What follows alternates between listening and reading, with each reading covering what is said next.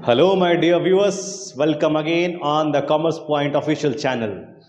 मैं हूं साहिल और एक बार फिर से आपके लिए एग्जाम के पर्सपेक्टिव से बहुत ही इंपॉर्टेंट क्वेश्चंस जो कि इकोनॉमिक्स में आपको दिला सकते हैं फुल मार्क्स, ऐसे क्वेश्चंस लेके आया हूं। आपको 100% सफलता मिलेगी, संभावना है पूरी कि ये एग्जाम में क्वेश्चंस जरूर से जरूर आएंगे।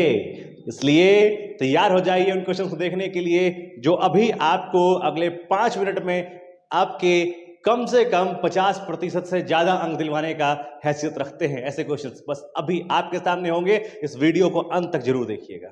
चलिए शुरू करते हैं आज का ये वीडियो। इस वीडियो में आप जैसा कि देख पा रहे हैं important questions of economics BBMKU 2023 exams, ये हम आज देखने वाले हैं।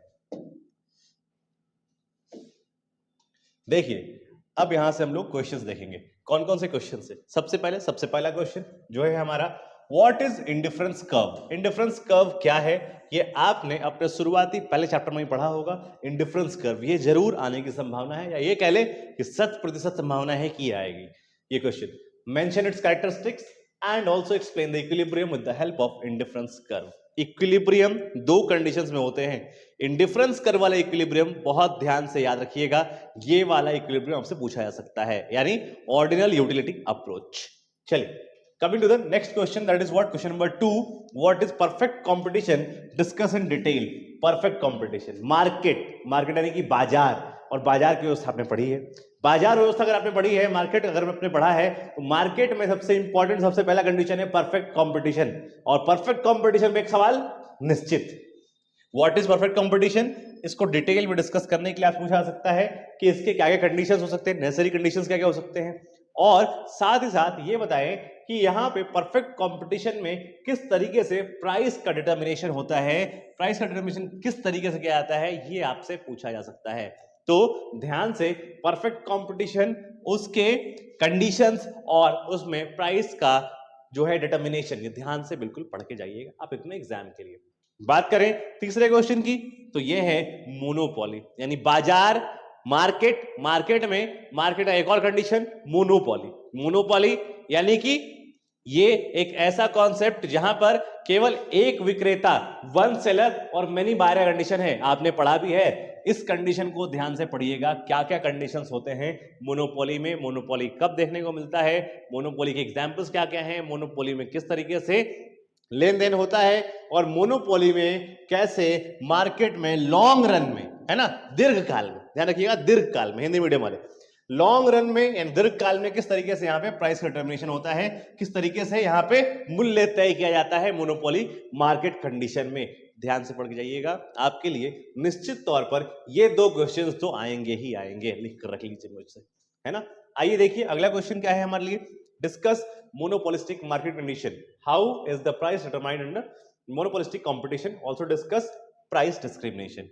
अब अगर हम बात करें यहां पर, तो मोनोपोलिस्टिक ये तीसरा सबसे इंपॉर्टेंट मार्केट कंडीशन है। मार्केट से क्वेश्चंस आएंगे बाबा, ध्यान रखिएगा इसको, एकदम इस बात में तैयार रहिएगा आप कि मार्केट में अगर हम बात करें तो ये तीसरा मार्केट कंडीशन है मोनोपोलिस्टिक मार्केट कंडीशन, और इससे भी एक सवाल आना तय है। यहां पर अगर आप देखेंगे तो ये कैसा होता है मोनोपोलिस्टिक कंपटीशन, क्या डिफरेंसेस है मोनोपोली के साथ इसमें मोनोपोलिस्टिक कंपटीशन में, साथ ही साथ परफेक्ट कंपटीशन के क्या गुण इसमें है, ये सब ध्यान से एक बार मिला लीजिएगा कि भैया क्या क्या हमने पढ़ा है क्या नहीं पढ़ा है, या नहीं पढ़ा है तो पढ़ लीजिएगा, पढ़ लिया तो एक बार रिवाइज कर लीजिएगा। How is price determined under monopolistic competition, कि मोनोपोलिस्टिक कंपटीशन में किस तरीके से प्राइस डिटरमाइन होता है, ये आपको मुख्य रूप से जरूर बताना है ना। एमआरएमसी अप्रोच उम्मीद करते हैं पढ़ा होगा आपने थोड़ा बहुत। ऑल्सो डिस्कस प्राइस डिस्क्रिमिनेशन, आपको पता है मोनोपोलिस्टिक कंपटीशन में प्राइस का डिस्क्रिमिनेशन होता है, यानी कि अलग अलग लोगों को अलग अलग दाम पर सामान बेचा जाता है, और इसके लिए यहां पर किस तरीके से इसको ऑब्टेन किया जाता है, किस तरीके से देखा जाता है, किस तरीके से ऑब्जर्व किया जाता है, ये आपको जो है जरूर ध्यान से देख लेना है।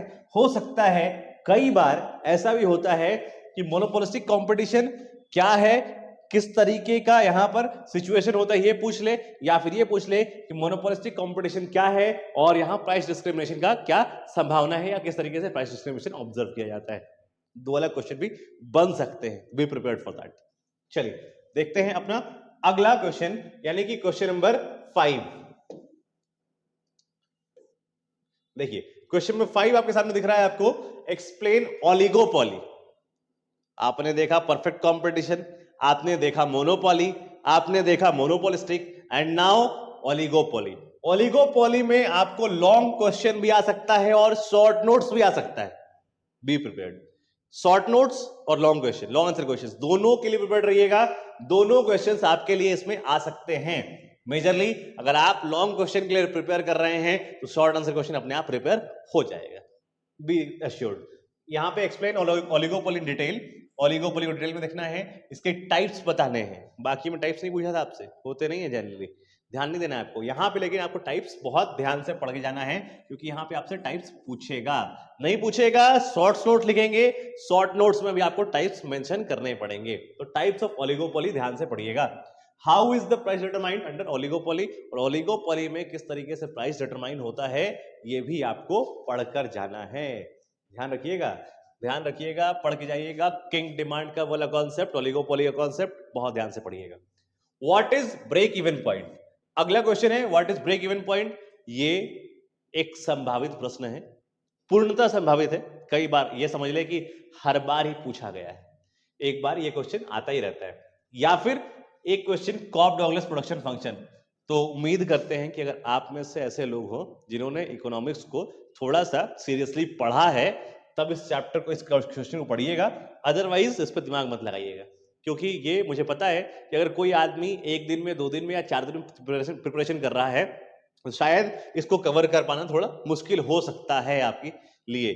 तो इसलिए अगर आप आज ही प्रिपेयर कर रहे हैं या हाल फिलहाल में प्रिपेयर करना शुरू किया आपने, तो कृपया करके इस पर कोई दिमाग ना लगाएं और बाकी क्वेश्चंस को डिस्कस करेंगे, बाकी क्वेश्चन को पढ़ें, बाकी क्वेश्चन को जाकर के उनको अटेम्प्ट करें। ठीक है, देखिए व्हाट इज नेशनल इनकम, ये सब लोग पढ़िएगा, ध्यान से पढ़िएगा, ये क्वेश्चन आएगा। What is national income? Discuss the methods of calculating or measuring the national income. कि नेशनल इनकम को कैसे कैलकुलेट या मेजर करते हैं, इसके लिए कौन कौन से मेथड्स हैं, ये आप ध्यान से पढ़ लीजिएगा।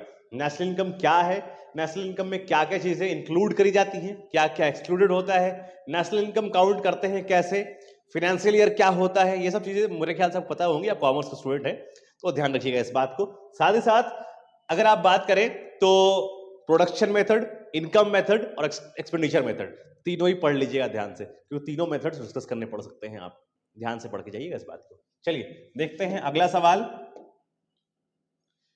सवाल नंबर 8।